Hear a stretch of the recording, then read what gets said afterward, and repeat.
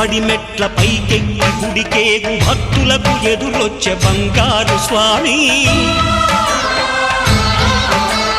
ఇరుముడులు స్పృశించి శుభమనుచు దీవించి జన బృందముల చేరే జగమేలు స్వామి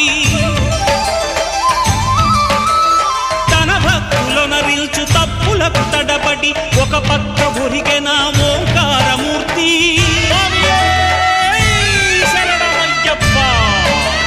స్వాములందరూ తనకు సాయము కాగా ధీమంతుడై లేచే ఆ కన్య స్వామి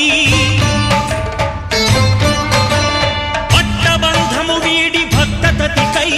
పరుగు పరుగున వచ్చే భూమిపైకి నరుడై